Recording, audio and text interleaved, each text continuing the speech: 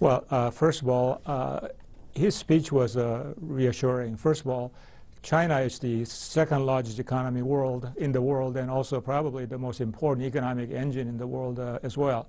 So economic slowdown, that has been a major concern, not only for the U.S., but especially for emerging markets. And he told us that essentially he will do whatever he has to make sure that economic growth is on track.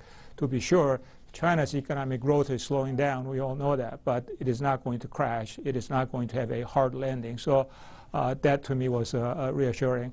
Also, he talked about the stock market.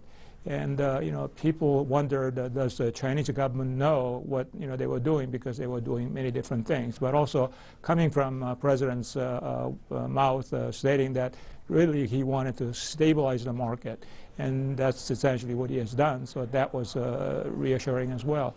As you know, cybercrime, that is a major issue in the United States and, for that matter, in the world. And we are concerned about commercial theft of some of the secrets, and then so he said he would start some sort of a dialogue between the U.S. and China to make sure that those issues are addressed. And so I think that is a very good beginning, even though clearly it will take time to solve those problems. Can I ask you about the different aspects of this trip? Seattle, first stop, Boeing, talking to tech executives. Microsoft. Exactly, kind of showing this kind of integrated nature, which it seems almost like a circulatory system, how economies are now. Everyone kind of interdependent upon each other. Then he comes here, a lot of policy, diplomacy, then on to the UN. Talk to me about the state visit, each step along the way, and what's important and what should we be looking for?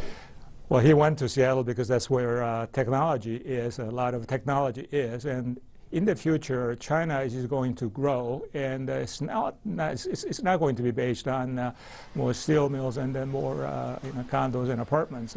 They want to grow based on technology, and that's the way to raise productivity in China. So getting to know the leaders in Seattle, America's tech industry, that was very important.